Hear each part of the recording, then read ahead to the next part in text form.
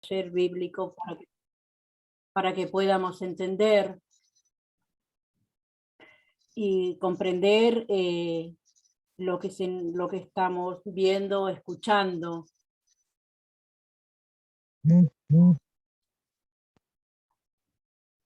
Y bueno,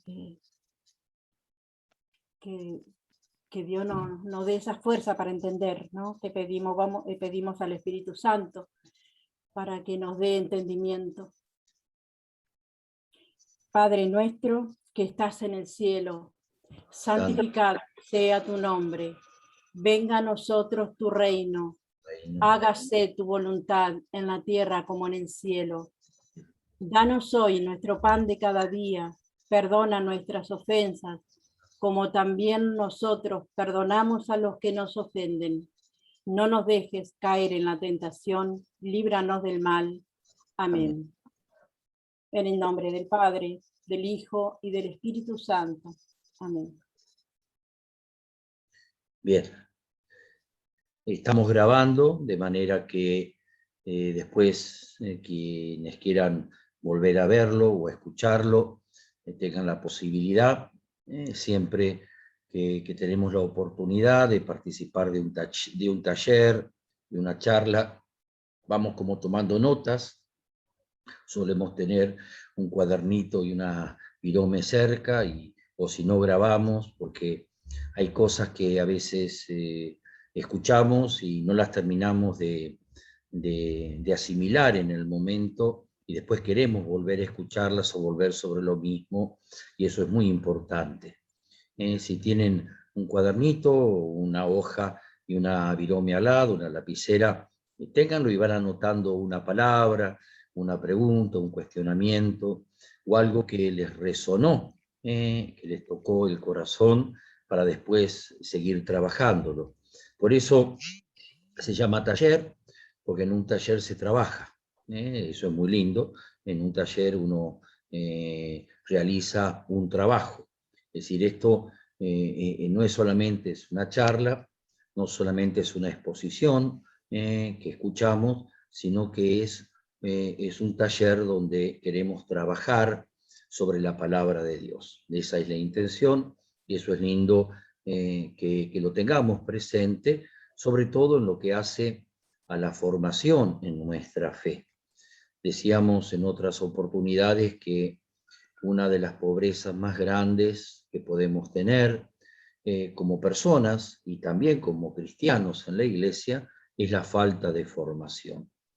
Y esta falta de formación a veces es responsabilidad de otros, pero ya como adultos también es responsabilidad de cada uno, personal. El Papa San Juan Pablo II decía que una buena educación es aquella que da el paso a la autoformación. Es muy lindo esto para tenerlo presente en la educación de los chicos, en la formación personal. Es decir, uno tiene que seguir formándose. Eso implica seguir abriendo los ojos, seguir estando atento a lo que sucede a nuestro alrededor, tratar de hacer lo que solemos llamar un discernimiento de las cosas, ¿no? Y esto lo hacemos en todos los ámbitos de la vida, pero a veces en el ámbito de la fe no lo hacemos, lo dejamos muy ahí como en pañales. Y después nuestra fe es muy rudimentaria, es fe, sin lugar a dudas, pero no es una fe que nos da respuesta a las preguntas fundamentales de la vida, y tampoco tenemos a veces razones para nuestra esperanza, motivos para nuestra esperanza. Creemos, esperamos, pero más como un acto de confianza, que siempre es bueno, pero no como una inteligencia. Por eso muy bien Mónica que invocó al Espíritu Santo para que nos iluminara. El mismo Jesús dijo que el Espíritu Santo iba a venir, él lo iba a enviar para que nos revelara toda la verdad. Es decir, ahí hay un punto fundamental en nuestra fe, el solicitar la asistencia prometida. Es decir, no es algo que no es debido, Jesús lo prometió, del Espíritu Santo, para que nos revele toda la verdad. Por eso también cuando empezamos cualquier tipo de actividad, sea de formación, sea de oración propiamente, sea de una actividad que tenemos que realizar, solemos siempre empezar con una oración. Decimos, bueno, en el nombre del Padre, del Hijo y del Espíritu Santo, vamos a pedirle al Señor que nos asista, que nos ayude, o muchas veces esa oración que hacemos al comenzar una actividad, medio como que la hacemos, no digo de decoración, pero sí como para poner en un marquito lo que estamos haciendo, ¿no? Enmarcamos esa acción. No está mal, pero esa oración inicial no tiene que ser tampoco una oración que lleve 4 horas. Algunos a veces hacen una oración que les lleva 4 horas para hacer una actividad de 1 minuto. No, no, no es eso. Es una oración dispositiva de la presencia de Dios. ¿Qué significa esto? Que uno se vuelve a poner en presencia de Dios que siempre está, pero toma conciencia de que está en presencia de Dios. Es decir, nosotros solemos decir, nos ponemos en presencia de Dios. Y Dios desde arriba nos debe estar mirando diciendo, pero si siempre estás en mi presencia, lo que tenés que hacer es tomar conciencia que estás en mi presencia. Eso es muy lindo. Entonces, algo que siempre podemos como corregir en eso, es decir, tomamos conciencia que estamos en presencia de Dios y pedimos que el Espíritu Santo nos pueda auxiliar y ayudar. Es una indicación simplemente, pero ayuda también a pensar lo que estamos haciendo, porque si no, hacemos las cosas como automáticamente, sin darle el sentido, el contenido que realmente tiene. Quiero tener 3 espacios en este taller, que vamos a terminar a las -10, así que tenemos 35 minutos aproximadamente, porque a las 20 horas tenemos el rosario con las comunidades de brochero ante el Santísimo Sacramento, ¿no? Es otro espacio que también tenemos de oración, valiéndonos de este medio virtual. Lo primero, quiero alentarlos, ya que me imagino que la mayoría de ustedes está en el grupo que estamos acompañando del mes de la Biblia, que estamos haciendo un ejercicio que es muy simple, que es un poco cansador al comienzo, pero que es fundamental. Es un ejercicio. Cuando hablamos de un ejercicio, hablamos de una repetición de rutinas que en el momento no nos parecen del todo provechosas, pero con el tiempo terminan dando resultado. Es decir, la mayoría de todos nosotros aprendió a escribir a veces de una manera muy rudimentaria y escribimos a veces con faltas de ortografía y con pésima caligrafía. No estoy juzgando a nadie, no estoy juzgando a nadie. Pero yo tengo el ejemplo de mi madre, mamá ya tiene 97 años, y la letra de ella, les aseguro que es impecable. No solamente que no tiene falta, mamá fue maestra rural de la provincia de Santa Fe. Y de esas maestras que se formaron en la escuela normal, en donde la caligrafía, les voy a mostrar un día, en todo caso el lunes que viene, una foto de escrito de mamá o la firma de mamá, es impresionante, parece un artista. Pero claro, de chiquitos llenaban cuadernos de caligrafía. Yo también de chico llené cuadernos de caligrafía, escribiendo la A, haciendo la O, dibujando la L, la P. Eran cuadernos y cuadernos de repetir eso. Claro, y si uno no tuvo ese hábito, entonces después uno escribe medio con garabatos, digo, pero simplemente porque no tuvo un hábito de más chico, una rutina que después lo llevó a perfeccionar la caligrafía. Y las faltas de ortografía muchas veces vienen por falta de lectura, porque al no tener una lectura habitual, no tenemos visibilizadas las palabras, más que en el concepto que las mismas tienen en nuestra mente hacia adentro. Por eso ayuda mucho en la ortografía y por supuesto la gramática, no nos vamos a poner en eso, la lectura. Ténganlo presente, lo pongo así. Pero pongo este ejemplo porque el ejercicio que estamos haciendo en el mes de la Biblia es la noche anterior tener la lectura que el día siguiente va a ser oración para nosotros. Y estamos tomando el Evangelio de la misa del día. O sea, yo lo pongo, pero ya cada uno puede hacerlo. Me pueden decir, padre, no lo ponga más porque busco esa lectura yo de alguna manera. Lo ponemos como una ayuda.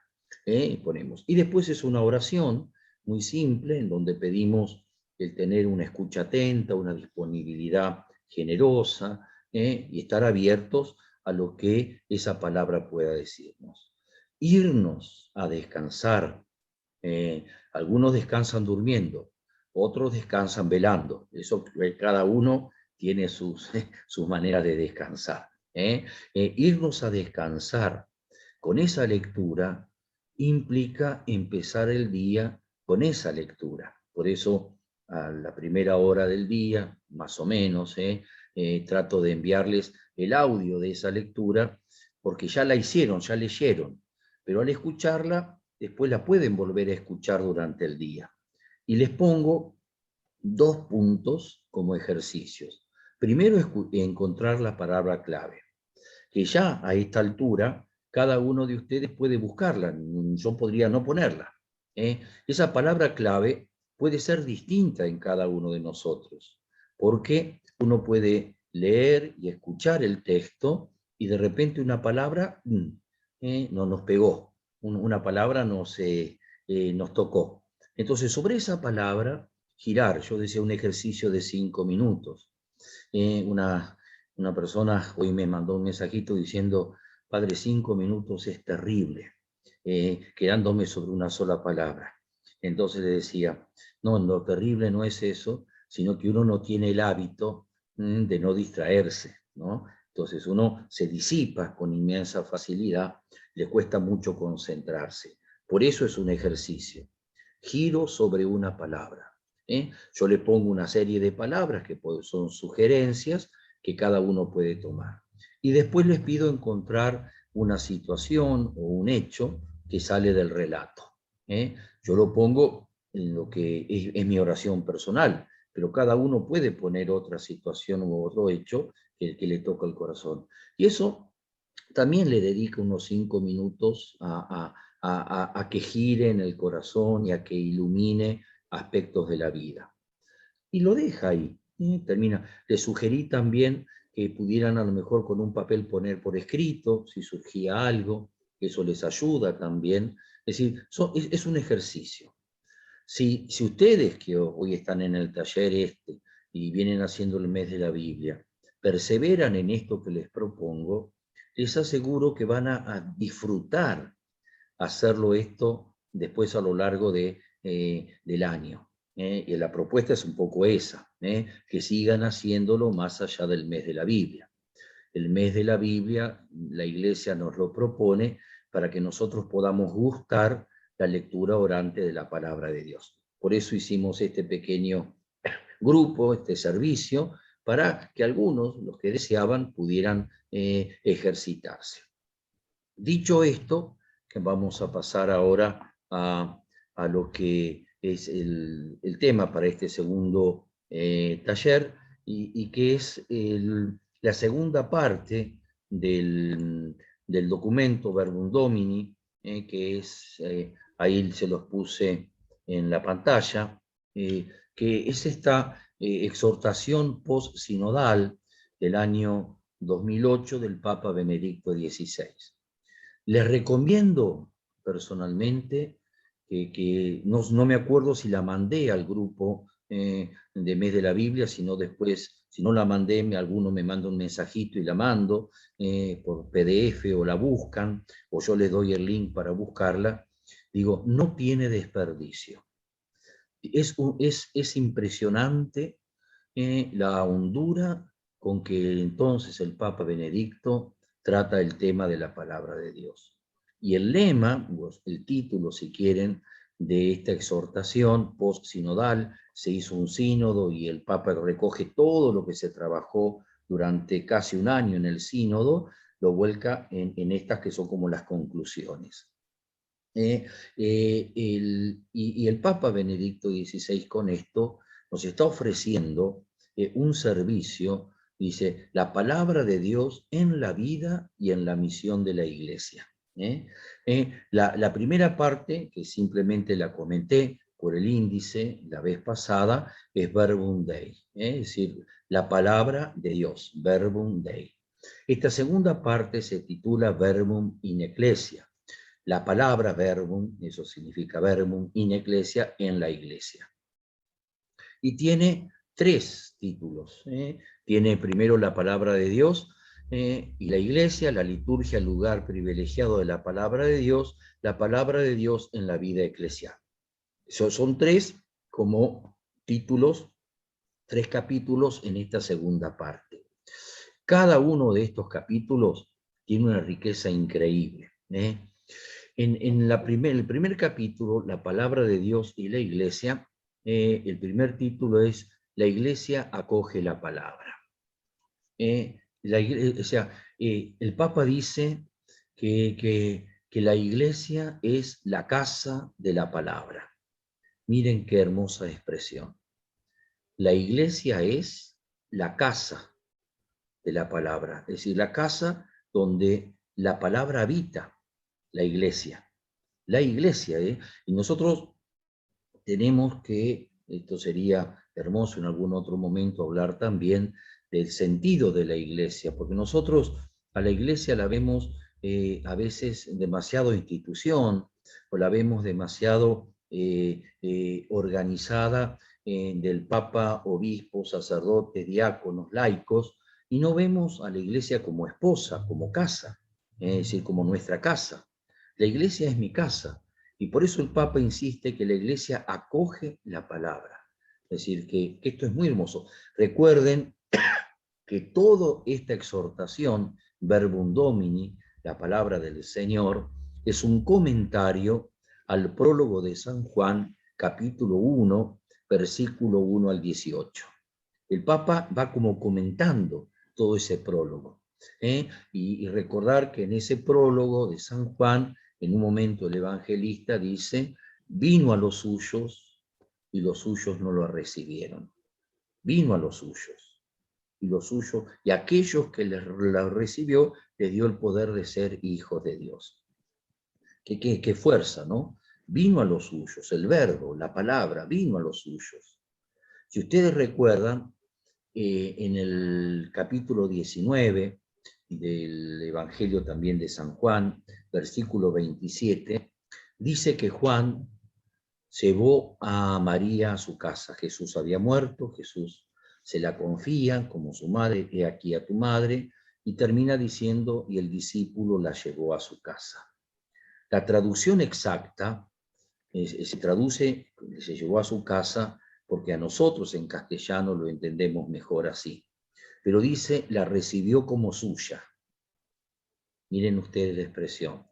Dice, el discípulo la recibió como suya. ¿A quién? A María.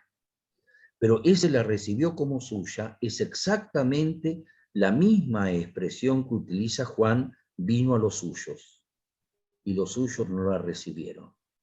Es decir, que tenemos que en la iglesia recibir como nuestra la palabra encarnada, la palabra de Dios. Es mía, es tuya. La iglesia es la casa, la iglesia acoge la palabra. Ahora, ¿qué significa acoger la palabra? ¿Ponerla en una estantería? ¿Qué significa acoger la palabra? ¿Ponerla en una mesa?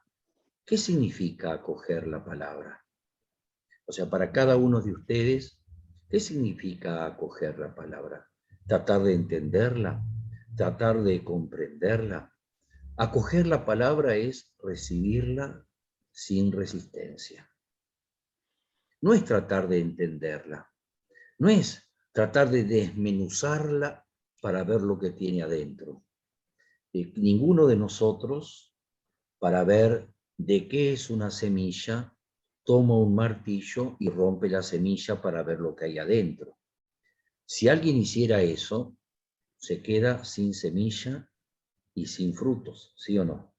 ¿Qué puede hacer uno para saber, si no sabe, de qué es la semilla? La siembra, cuida el crecimiento y después sabe de qué es esa semilla. La palabra de Dios es semilla. ¿Se acuerdan esa expresión de Jesús? Y nosotros a veces la desmenuzamos como cuando tomamos una semilla con un martillo, con el zapato, para ver lo que tiene adentro. ¿Podemos encontrar algo cuando rompemos una semilla con un martillo?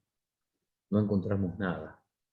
La única manera de saber de qué es sembrarla, tener paciencia, cuidar su crecimiento y ver sus frutos. ¿Sí o no? Lo mismo pasa con acoger la palabra. Por eso, mi invitación, mi experiencia de oración, no solo como sacerdote, sino como hijo en la iglesia, es que con la palabra de Dios uno tiene que ir con guantes y en puntas de pie, y simplemente recibirla. Y si quieren, como se recibe algo frágil, algo débil, algo germinal, es decir, tengo que acogerlo de esa manera. Por eso también la disposición con que yo tengo que recibir la palabra de Dios. Si mi corazón está lleno de piedras, si mi corazón es una maraña de espinas y de preocupaciones, si mi corazón es superficial, todas imágenes que Jesús pone en el sembrador salió a sembrar, la semilla no puede crecer.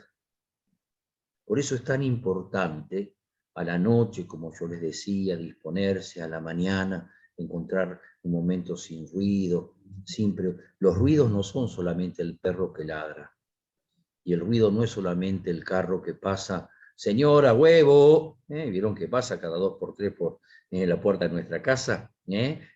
No, el ruido que son las preocupaciones que tengo, no los ruidos de afuera, son los ruidos de adentro. Son esos Rottweilers interiores que están ladrando y que me quieren morder. Son las inquietudes que no termino de acallar para acoger la palabra de Dios. Contemporaneidad de Cristo en la vida de la Iglesia. Es muy técnico ese puntito del Papa Benedicto, pero es hermoso. ¿Qué dice el Papa? Dice que Cristo vive en la Iglesia. Porque esa es la confesión de nuestra fe. O sea, Cristo está vivo en el tiempo de la Iglesia. Es contemporáneo Cristo, no Jesús. No nos olvidemos que Jesús, hacemos referencia al Jesús histórico, al hombre que vivió y que murió. Cuando hablamos de Jesucristo y cuando hablamos de Cristo, ya hablamos del Señor que resucitó. Tenerlo presente, porque a veces en nuestra manera de hablar decimos, sí, yo hablo con Jesús. Jesús murió. Con quien hablas es con Cristo, con Jesucristo. ¿Me explico? No con Jesús histórico. No está mal, pero no es correcto. Jesús es el hijo de María que nació en Belén y murió en la cruz. Y el que resucitó es Jesucristo. Por ello, esa pequeña diferencia que en la iglesia primitiva era el querigma. Jesús es el Señor. Ese es el querigma, es el centro de nuestra fe. Bien, el segundo capítulo es la liturgia, lugar privilegiado de la palabra de Dios. Miren ustedes, o sea, a lo mejor yo le pregunto dónde encontramos de manera especial, de manera privilegiada la palabra de Dios. Y casi seguro vamos a decir en la Biblia. No, la Biblia es el libro. La liturgia es el lugar privilegiado de la palabra de Dios. Quienes son catequistas, esto les da vuelta a la cabeza, porque están con la Biblia, pero no participan de la liturgia. Quieren tener la Biblia, pero no participan de la liturgia. Y esto es un error que solemos tener, no es culpa de los fieles, sino que es deficiencia de los pastores, de los curas, que no formamos a nuestros fieles correctamente. Es muy lindo saber esto, simplemente voy a leerles los títulos que después se despliegan, lo van viendo ustedes en algún momento que desean, la palabra de Dios en la Sagrada Escritura, en la Sagrada Liturgia, perdón, Sagrada Escritura y Sacramentos, palabra de Dios y Eucaristía. No saben lo que es ese párrafo, palabra de Dios y Eucaristía. Es hermoso, como el Papa ahí lo explica. Sacramentalidad de la palabra, esta es una expresión que toma San Juan Pablo II cuando habla de la palabra y que toma de los padres de la Iglesia. Dice que la palabra que se escucha, la palabra que se escucha en la liturgia, tiene un valor sacramental. Miren qué parte.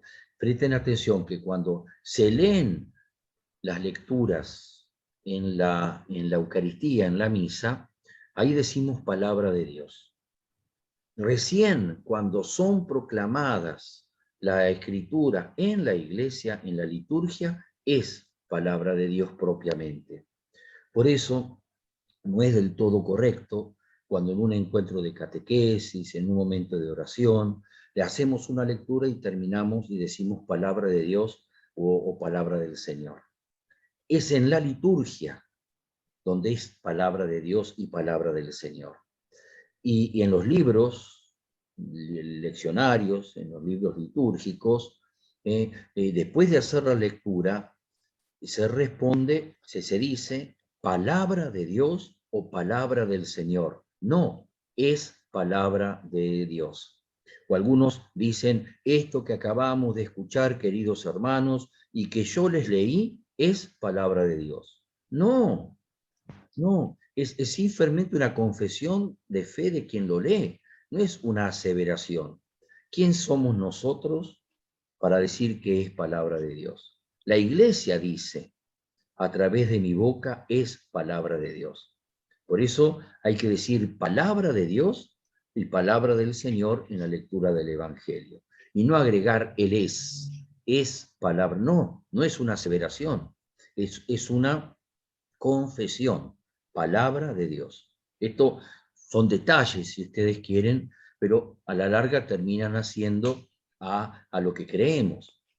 Los antiguos tenían ese lema tan lindo, lex orandi, lex credendi.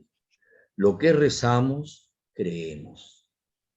A veces no nos damos cuenta que nuestra oración tiene ciertos defectos teológicos, catequéticos, de contenido, y nuestra fe se termina muchas veces vaciando o deformando. Después, proclamación de la palabra y ministerio del lectorado. Esto es muy lindo. Así como hoy el Papa ha rescatado el ministerio del catequista, y es un camino que estamos tratando de recorrer, no todos los catequistas pueden acceder al ministerio del catequista, algunos sí, no todos. Así no todos los que están en misa pueden hacer las lecturas en la misa, aunque sepan leer, aunque sean docentes universitarios. Hay un ministerio. ¿Y qué significa un ministerio? Que hay un servicio para el cual uno se prepara. Pero no es porque solamente lee bien, pronuncia bien las palabras, tiene buena dicción. Porque lee, transmite con su lectura el contenido propio de lo que está leyendo. Hay personas que leen muy bien, pero que está todo como monocorde, ¿no? O sea, y no transmiten absolutamente el sentido. Esto es muy importante tenerlo presente. Nosotros no tenemos todavía en la comunidad un espacio para el ministerio del lectorado. Siempre lo quise. Ojalá un día podamos tener este ministerio y de todas las comunidades ofrecerlo para que se formen quienes vayan a leer las lecturas en la misa. Y no es solamente leerla. Esto es muy lindo saberlo, ¿no? Pero fíjense la importancia que tiene la lectura. A veces nosotros buscamos a las corridas quien pueda leer, ¿no? Y eso es feo, o sea, porque no solamente por lo que el servicio, sino por la gente, sino por el trato de la palabra, ¿no? Que es sagrada. Bien, hay un punto que es la importancia de la homilía. La homilía es palabra de Dios. El ministro, el sacerdote, tiene un don de estado para poder predicar, independientemente de su capacidad, de su sabiduría, de su estudio. O sea, el Espíritu Santo lo asiste para que lo que diga sea para los fieles que lo escuchan palabra de Dios. Esto para uno es temblar, ¿no? Porque uno dice, Dios está hablando a través mío, el ministro.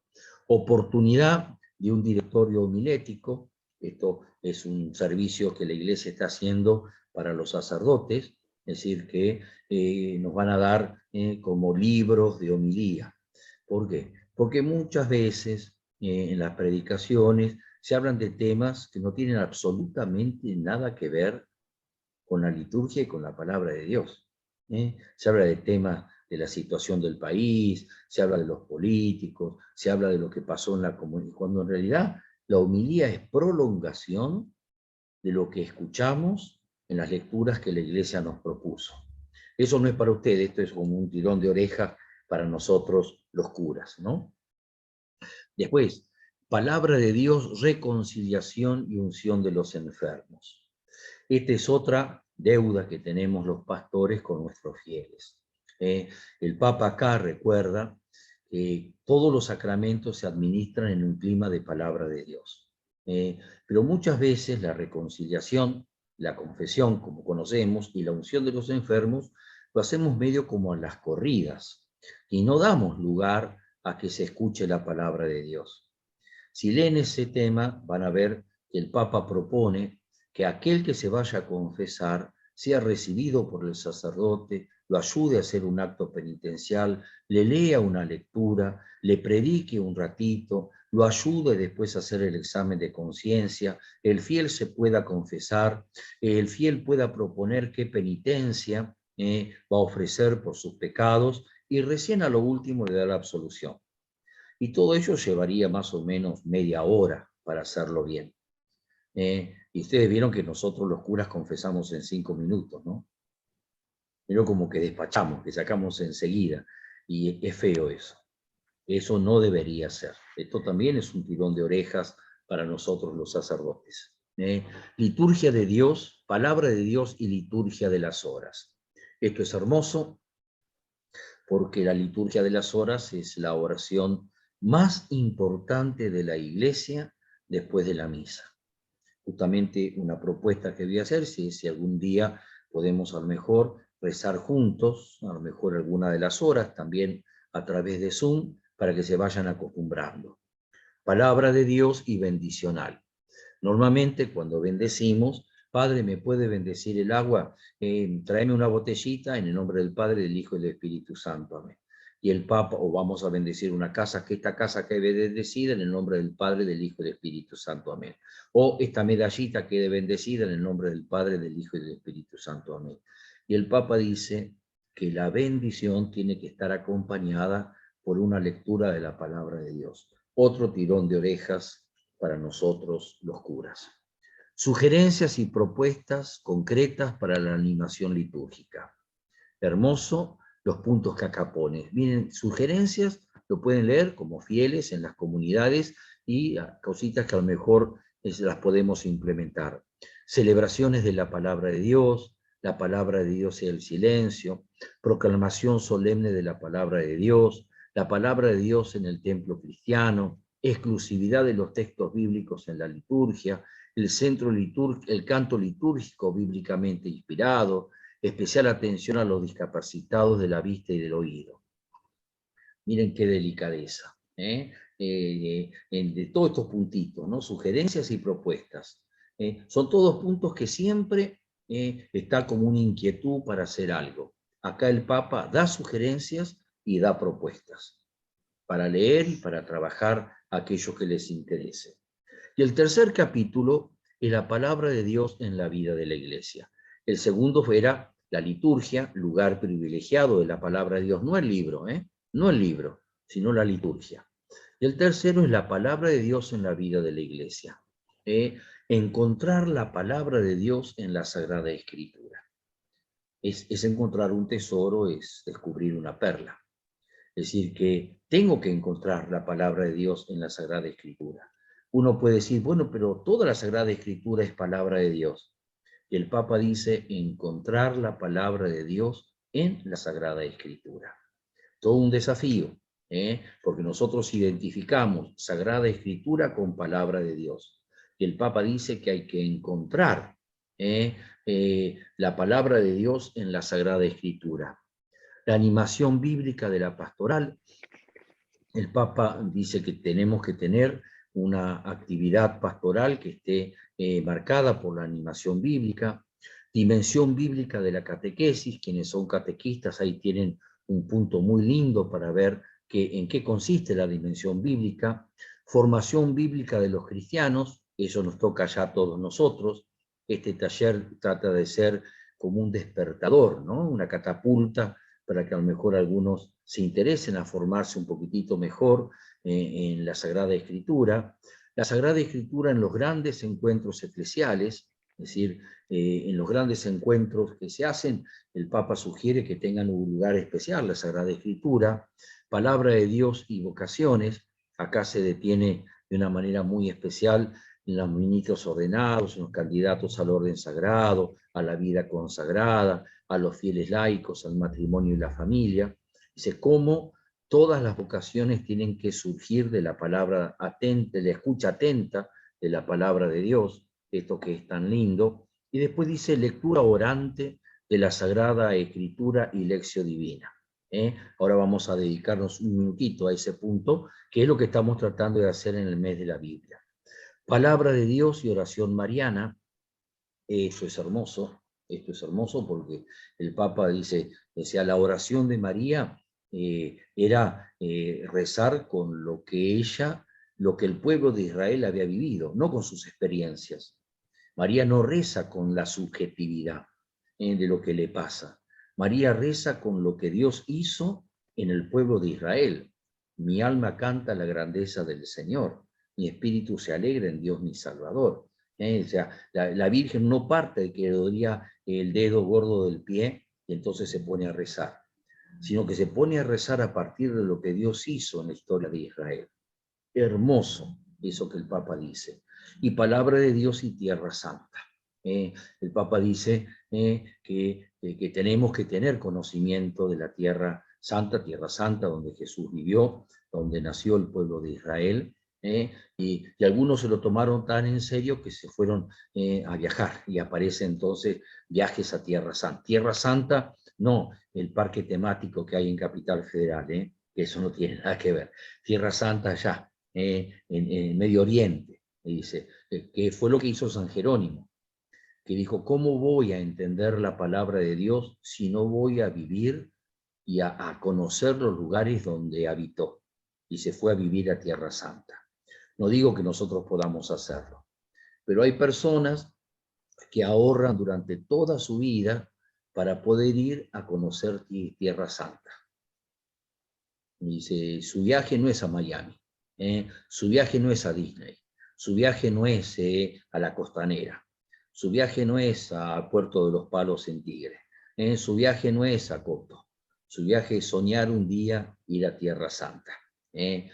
Lo digo así de esta manera, no de una manera despectiva, sino diciendo que a veces nuestros sueños quedan muy reducidos a lo que tenemos aquí. Bien, esto que acabé de compartir con ustedes, ahora quiero compartirles otra pantalla, déjenme ver, ahí está, así simplemente lo presento, cosa de que pueda a todos nosotros servirnos. Yo les decía que había un punto, acá se los pongo, lectura orante de la Sagrada Escritura y lección divina. Simplemente les comento, dice, y me quiero, acá donde está el cursor, no sé si llegan a verlo, ahí lo estoy pintando, dice, Tu oración es un coloquio con Dios. Cuando lees, Dios te habla. Cuando oras, hablas tú a Dios. Miren qué hermosa expresión de San Agustín. Y Orígenes, otro autor cristiano, dice, a ver que no se me vaya, ahí dice, Orígenes, uno de los maestros de este modo de leer la Biblia, sostiene que entender las Escrituras requiere, más incluso que el estudio, la intimidad con Cristo y la oración. En efecto, está convencido que la vía privilegiada para conocer a Dios es el amor, que no se da una auténtica ciencia Christi, ciencia de Cristo, sin enamorarse de Él. Es hermoso. Estas cosas están dichas hace 1800 años. Nosotros medio como que nos quedamos con cositas muy de hoy y la Iglesia hace tanto tiempo viene diciendo cosas tan hermosas. Sigo pasando. La lectura orante de la Sagrada, aquí lo pinto, es el lugar privilegiado de la liturgia. Es decir, ¿cuál es el lugar privilegiado de la lectura orante? La liturgia. Principalmente la Eucaristía. Y después dice el oficio divino, el rezo de las horas divinas, que es tan hermoso. También dice que en los documentos que han preparado y acompañado el sínodo se ha hablado de muchos métodos para acercarse a la Sagrada Escritura con fruto y en la fe. Sin embargo, se ha prestado, fíjense, el lugar que le da, se ha prestado una mayor atención a la lección divina, que es, fíjense la afirmación, ahí lo estoy pintando, que es verdaderamente capaz de abrir al fiel no solo al tesoro de la palabra de Dios, sino también de crear el encuentro con Cristo, palabra divina y viviente. Y entonces acá el Papa dice, miren, la ayudita que nos presta. Quisiera recordar aquí brevemente, así lo pone el Papa, cuáles son los pasos fundamentales de la lección divina. Síganlo en la lectura o si no después yo se los paso. Se comienza con la lectura, lección del texto, que es lo que yo les sugiero hacer la noche anterior, ¿entiende? Eso es lo que estamos tratando de hacer. Que suscita la cuestión sobre el conocimiento de su contenido auténtico. ¿Qué dice el texto bíblico en sí mismo? Si en ese momento se corre el riesgo de que el texto se convierta solo en un pretexto para no salir nunca de nuestros pensamientos. Es extraordinario como lo dice el Papa. Sigue después la meditación, en la cuestión es, ¿qué nos dice el texto bíblico a nosotros? Es lo que estamos haciendo con la palabra centrante o la situación o el hecho. ¿Qué me dice? ¿Cómo me toca a mí? Sin este momento, nos dice, aquí cada uno personalmente, pero también comunitariamente, debe dejarse interpelar y examinar. Pues no se trata ya de considerar palabras pronunciadas en el pasado, sino en el presente. Se llega sucesivamente al momento de oración. La oración, que supone la pregunta, ¿qué decimos nosotros al Señor como respuesta a su palabra?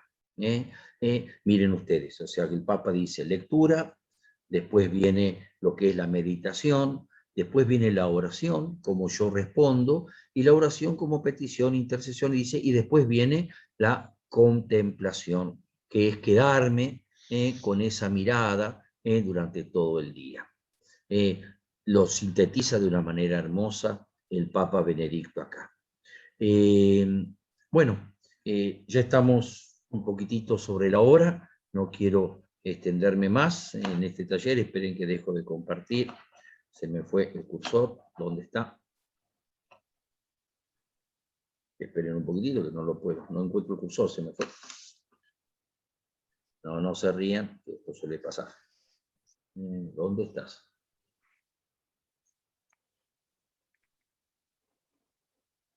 Ahora sí.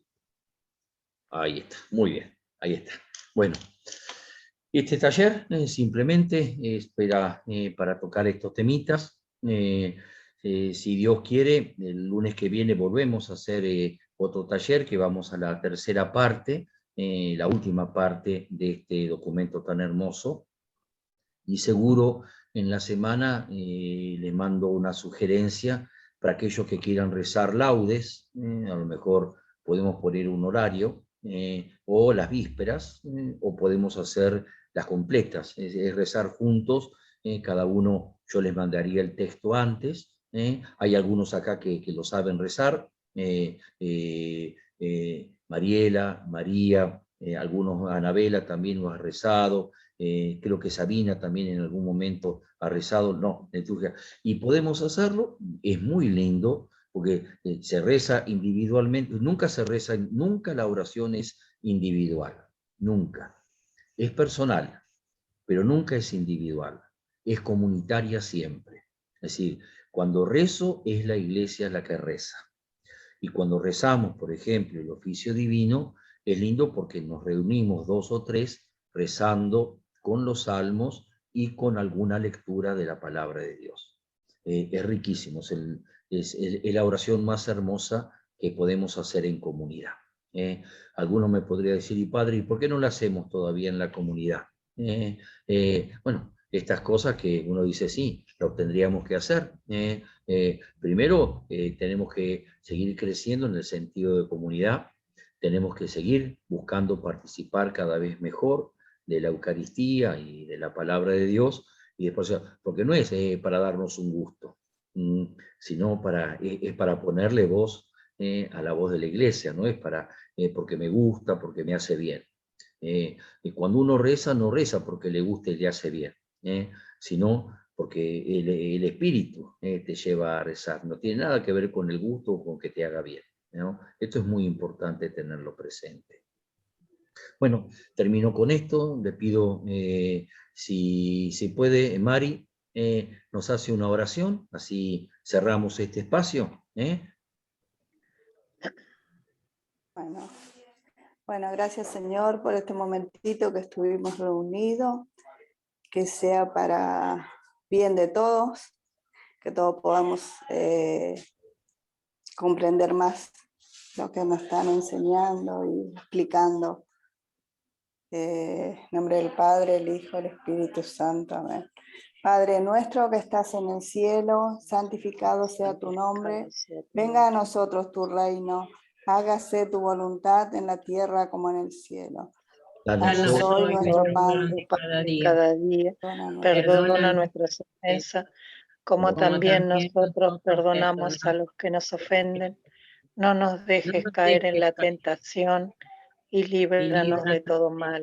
Amén. Dios te salve María, llena eres de gracia, el Señor es contigo, bendita tú eres entre todas las mujeres y bendito es el fruto de tu vientre Jesús.